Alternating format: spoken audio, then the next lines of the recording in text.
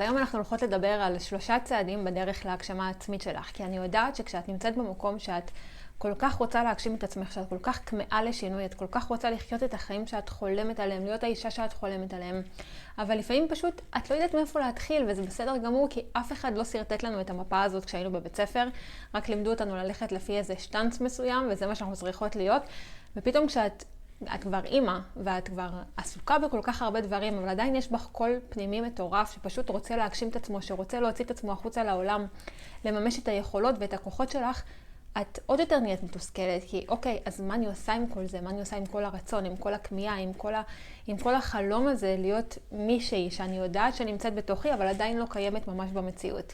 אז בשביל זה הכנתי לכם את הסרטון הזה, שזה בעצם 3 צעדים ראשוניים, יחסית אפשר להגיד פשוטים, אבל מאוד מאוד משמעותיים בדרך להצלחה, להגשמה שלך, שאת חולמת עליה, להיות האישה שאת חולמת להיות.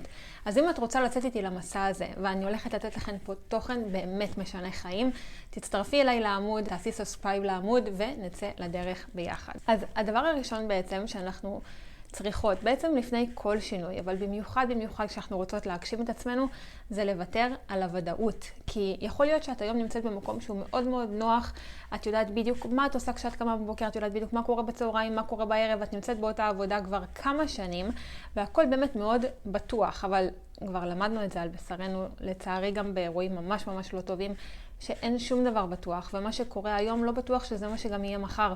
והוודאות הזאת שנותנת לך, השגרה הרגילה שלך היא בעצם מגנה עלייך. היא מגנה על הפחד הזה שאומר לך שלא בטוח שם בחוץ ולא בטוח לצאת לדברים חדשים. אבל אם אנחנו רוצות, אם אנחנו מדמיינות איזושהי מציאות אחרת, אלום שאת רוצה להגשים, את רוצה להגשים את עצמך, את רוצה לממש את הכוחות שלך, את רוצה לגלות בכלל מי את, מה היכולות שלך, מה הכוחות שלך להיות אישה שונה, אישה חיה, אישה אוהבת, אישה שמחה, אישה אחרת. הוודאות הזאת עוזקת אותנו, כי ברגע שאנחנו רוצות להשתנות ולהיות האישה הזאת שאנחנו חולמות להיות, זה מחייב אותנו לשמוט את הקרקע שמתחת לרגליים שלנו, וזה באמת הדבר הכי הכי מפחיד. אז הצעד הראשון שהוא לכאורה פשוט להבנה, נכון? אבל הוא מאוד מאוד קשה לעשות, זה לוותר על הוודאות הזאת. לוותר על השגרה הרגילה שלך ולדעת שהיא הולכת להשתנות. לדעת שיהיו דברים שהם כבר לא יהיו כמו פעם, וזה חלק מהמסע, זה חלק מהתהליך. ואולי ננסה, במקום לפחד מזה, ובמקום להירתע מזה, ובמקום להגיד שאני לא מוכנה לזה, ליהנות מהדרך. זה כמו איזה משחק מחשב שאת עוברת כל מיני שלבים, ופשוט ליהנות מהמשחק הזה. אני לא מעודדת להתנהג בחוסר אחריות ולעזוב את כל מה שאת מכירה ואת כל מי שאת מכירה ופשוט לצאת לדרך חדשה, אלא באמת לחשוב איך אני לאט לאט מוותרת על הוודאות הבטוחה הזאת ולאט לאט עושה צעדים לעבר האני החדשה, לעבר גילוי הכוחות שלי, לעבר גילוי היכולות שלי, לעבר גילוי הפוטנציאל שלי ולממש אותו. וזה מחייב אותנו לשחרר ממש עכשיו, לשחרר את העבר, לשחרר אפילו את מה שעשית היום בבוקר, לשחרר את מה שעשית אתמול, ולהתחיל התחלה חדשה. אז זה היה הדבר הראשון, לשחרר את הוודאות שאנחנו נתלות עליה, שאנחנו כל כך אוחזות בה, כדי לא לשנות, כי הפחד הוא מאוד מאוד משתק. והדבר השני שאנחנו הולכות לדבר עליו, זה משהו שמאוד מאוד, אני יודעת, הוא מאוד רווח אצל הרבה נשים. מה יגידו עלינו, ואולי לא יאהבו אותנו בגלל זה. יש משהו בזהות שלנו, שנבנתה במשך כל כך הרבה שנים. יכול להיות שאת מורה בבית ספר, יכול להיות שאת אחות בבית חולים, יכול להיות שעד היום התנהגת באיזשהו מובן מסוים, באיזשהם הרגלים שלך, והסביבה למדה אותך לקבל אותך בצורה כזאת. ופתאום עכשיו כשאת תבואי ותעשי דברים שונים, או אפילו תגידי בקול שאת הולכת אחרי החלומות שלך, אחרי ההגשמה שלך, אחרי המימוש העצמי שלך, פתאום זה שובר לאנשים את הזהות שלך, כאילו מי זאת? מי זאת האישה הזאת? מה פתאום היא רוצה לשבור את הכלים או לשבור את כל מה שהיה עד עכשיו ולצאת לדרך חדשה? ויכול להיות, ואולי אפילו רוב הסיכויים, שלא כולם יקבלו את זה בעין יפה, ויכול להיות שיהיה לאנשים מה להגיד. וזה אנחנו באמת צריכות להיות מוכנות לזה. אחרי ששמטנו את הקרקע מתחת לרגליים שלנו והסכמנו לצאת לחוסר הוודאות, שאנחנו לא יודעות מה יהיה, אבל אנחנו מוכנות לחוות את זה, אנחנו גם רוצות להבין שלא כולם יאהבו את המסע הזה. שיהיו המון אנשים שיהיה להם מה להגיד, יכול להיות שזה יהיה אפילו האנשים הכי קרובים עליכם שלא יאהבו את הצעד הזה, שלא יאהבו את התהליך הזה. עוד פעם, אני לא קוראת לחוסר אחריות, אני לא קוראת לריבים ולחוסר שלום בבית, אלא אני פשוט אומרת לקבל את זה שלא כולם יאהבו את זה, ולעמוד איתנה על דעתך, ולעמוד איתנה על החלום שלך ועל הרצון שלך, ולדעת לתווך את זה בצורה כזאת שלא תפגע באנשים אחרים. ואם זה לא פוגע באנשים אחרים והם עדיין לא אוהבים את זה, וזה משפיע עלייך, אנחנו רוצות ללמוד להבין שבסוף אנחנו אלה שהולכות לישון עם עצמנו. אנחנו אלה שבסוף חיות את החיים שלנו, ואנחנו אלה שבסוף היום מרגישות מסופקות או מתוסכלות מחוסר המימוש שלנו. אז יש הרבה כבוד ואהבה לכל הסובבים אותנו, ואם זה אנשים שאת בכלל לא מכירה ועדיין יש להם מה להגיד, בכלל אין מה לדבר, אבל אם זה אנשים שהם באמת הקרובים לנו ואכפת לנו ממה הם חושבים ומה הם אומרים, עדיין אנחנו רוצות להיות נאמנות לעצמנו, לקול שלנו, לא ממקום של כעס, לא ממקום של מלחמה, אלא באמת ממקום של להסביר ולהביא את המקום שממנו אנחנו מגיעות ולהגשים את עצמנו. ובסוף באמת הדבר הכי יפה בכל הסיפור הזה, שבסוף כשאת מגשימה את עצמך וכשאת מצליחה ואנשים רואים כמה טוב זה עושה לך, זה בסוף מטיב גם איתם. כי כשאת אישה שמחה, כשאת אישה מגשימה, כשאת אישה מממשת את הפוטנציאל שלה, את הכוחות שלה ואת היכולות שלה, את גם אישה שמחה יותר, ומן הסתם מערכות היחסים שלך ייראו אחרת, כל החיים שלך ייראו אחרת. המערכת היחסים עם הילדים שלך תהיה טובה יותר, כי את תהיי יותר סבלנית, יותר מכילה, יותר קשובה, כי את תהיי במקום שאת נוכחת בו, שאת נמצאת בו, שאת טובה בו, שאת מגשימה את עצמך.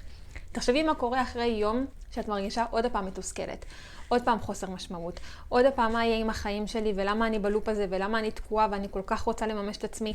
ואז איך את באה לילדים שלך, איך את באה לבעלך, איך את באה למשפחה שלך, את באה מתוסכלת, ממורמרת, חסרת חיות. ואז מה קורה כשאת כן מגשימה את עצמך? את גם משפיעה החוצה לאחרים, את משפיעה למשפחה שלך, את משפיעה לבעלך, משפיעה לילדים שלך, לחברות שלך. כל המערכות יחסים בחייך משתנות.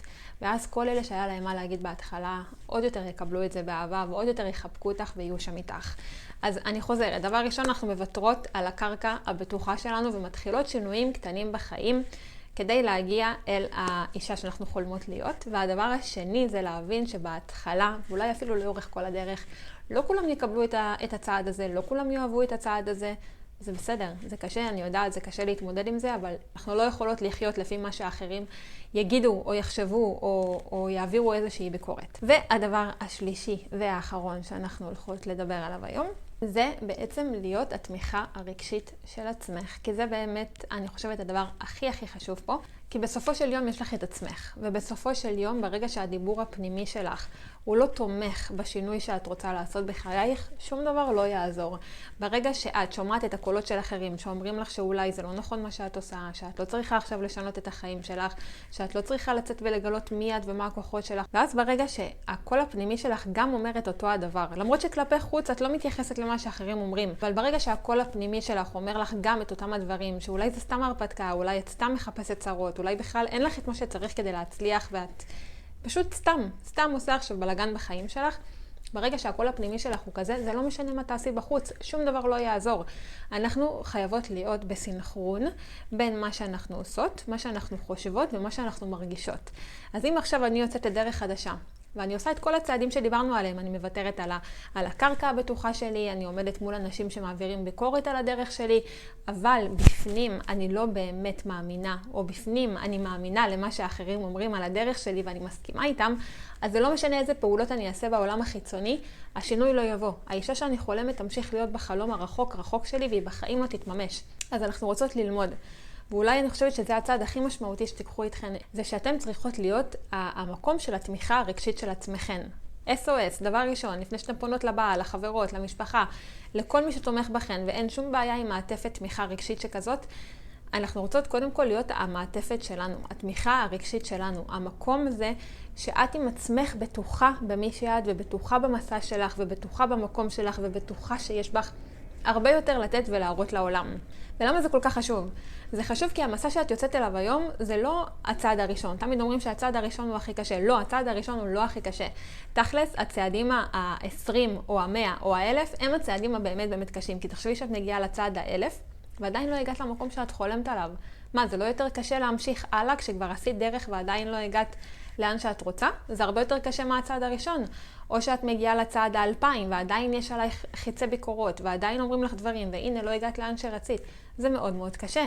ובצעדים האלה, בצעדים הכל כך קשים והכל כך מורכבים האלה שיהיו לך בדרך, ואנחנו רוצות להיות מוכנות לזה שזה יהיה בדרך, לצד הצלחות מאוד טובות, את האדם הראשון שיהיה איתך במקום הזה. את החברה הכי טובה של עצמך. ואם את לא תדעי לתת לעצמך את המענה הרגשי, את החמלה, את הרכות הזאת שאת זקוקה לה, זה יהיה מאוד קשה להצליח במסע הזה.